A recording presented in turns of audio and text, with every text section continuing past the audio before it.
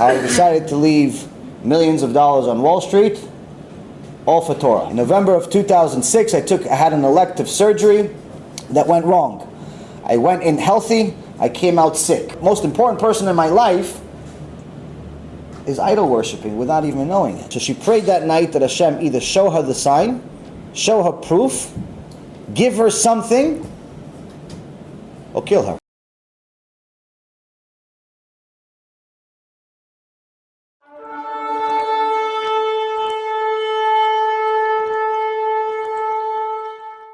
Now it's not having her convert so it makes my situation a little better with Hashem. Now I have to save her. Now it's different. So I show her the first part of the debate and I say, listen, you got to watch this thing. This is really good because all this time we've been learning some Torah. She loves Torah.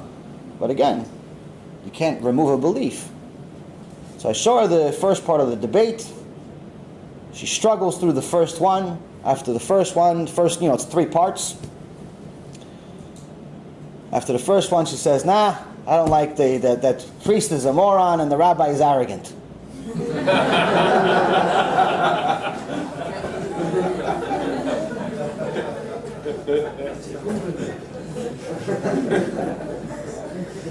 Just to let you know, by now, she's probably watched, I would say, at least 85 to 90% of all of Rabbi Mizrahi's lectures. She's a big tzadikah. She's the only rabbi she watches. But initially, the Satan, she hated him. Hated, which is what the Satan does. Because this was the cure. So now, I argue with her and argue with her. Now, we've been together for many years at this point. I think we were together for maybe 8 or 9 years. Never had one fight. All of a sudden, since this conversion stuff came up, we have fights every single day. And now I'm arguing with her for about a week and a half just to watch part 2. She watches part 2. Unfortunately, similar conclusion. So now that I realize that getting to part 3 is not going to happen, and by the way, until this day she never watched part 3. But now we have some questions. So I start researching more and more, getting more questions, and she's at a point where she says, listen, I just need some type of sign from Hashem in the Torah. I believe the Torah is 100% true. Never questioned it in my life.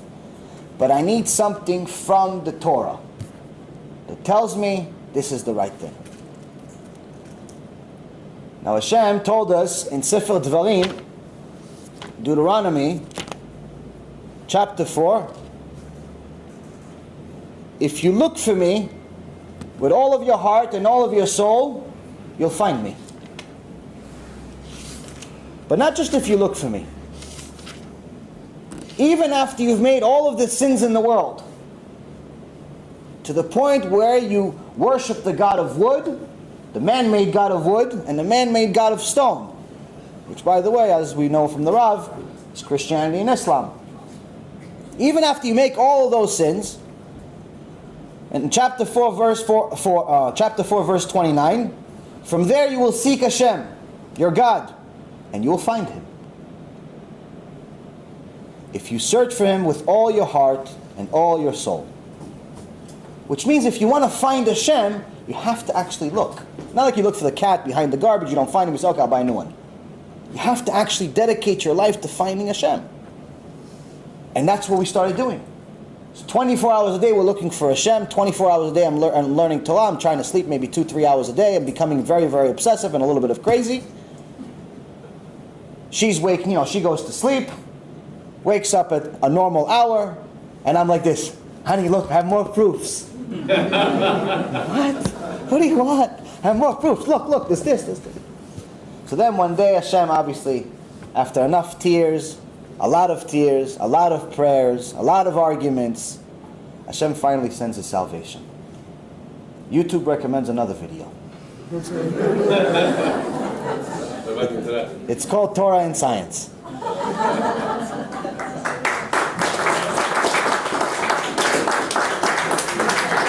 So now, the Torah and Science by itself should be a lecture. Just the story about what happened with Torah and Science. I tell, listen, Torah and Science, we actually have been reading Rabbi Zamir Cohen's book, every so often we read a few pages. We like science, we like Torah, it's nice, it seems interesting. Okay, all right, fine, put it on already. Same arrogant guy, okay, fine, I'll read. We watch part 1, there's 3 parts again. Part 1, both of us at the end of it, amazed. We didn't know all this stuff existed. Really, this is what it says. We're looking at verses, we're showing something out of this world. It's the most amazing thing that you could ever imagine, the best experience ever. Like, wow, we have to watch part 2. It's 2 o'clock in the morning. Click on part 2, doesn't work. Look for it somewhere else, click on part 2, doesn't work. Satan's working overtime. Now I have a little bit of a scratch, just so you know.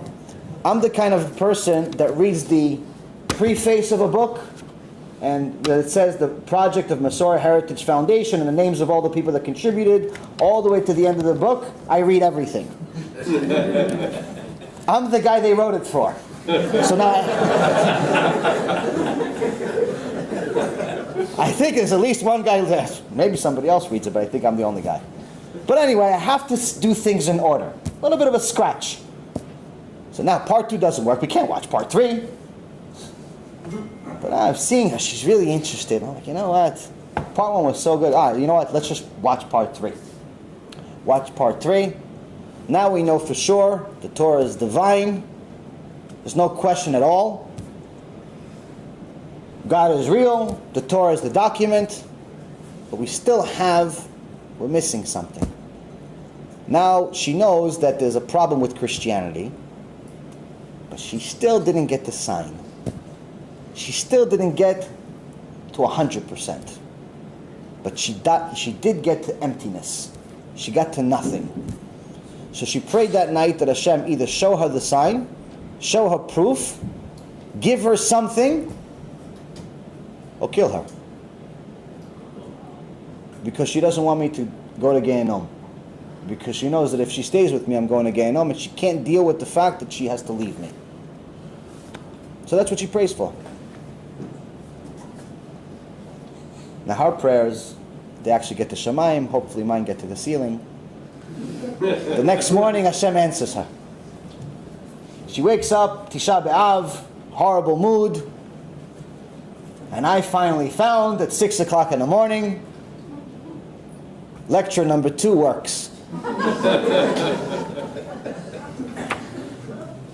She's all angry.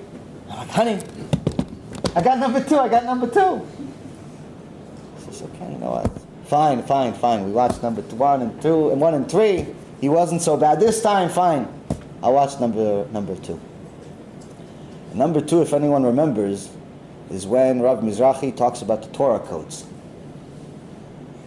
But not only talks about the Torah codes, he talks about the very same chapter that I just read to you. Chapter 4 in Deuteronomy, right before, if you seek for Hashem, you'll find Him. Before that, Hashem in verse 27 says, Hashem will scatter you among the people, and you will be left few in number among the nations where Hashem will lead you. There you will serve gods, the handiwork of man, of wood and stone, which do not see and do not hear and do not eat and do not smell. Here Rav Mizrahi showed, in the Hebrew obviously, which I'll read in a second, is the only place that you can actually see not only that it's obvious who the false god of wood is, you don't need to be a genius to figure that one out, or the false god of stone is, which according to Christianity they don't read this part apparently, because no one knows this. But in the Torah codes you could actually find both of their names inside this verse.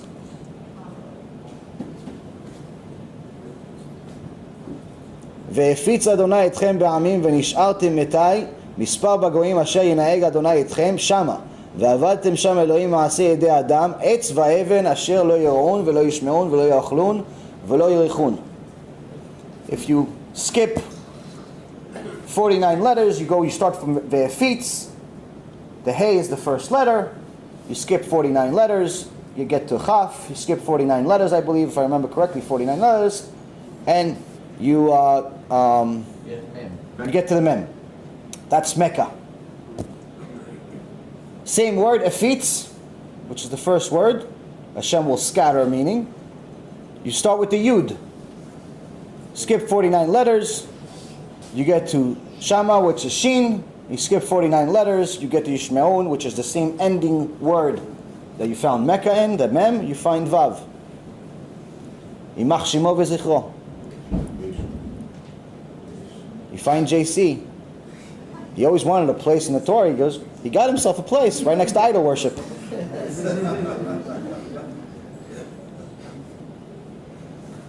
For me, it was pretty cool. I mean, I've seen some Torah codes before. But for her, it was everything. If there was a bet din next to her, she would convert on the spot. But not like a convert, like, listen, I'm not so sure, maybe this, maybe that. Day one, everything.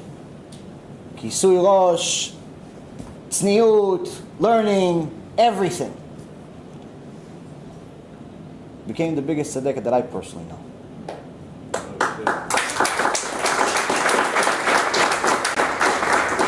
Lord Arav has been telling all of you for years, spend some time doing kiruv.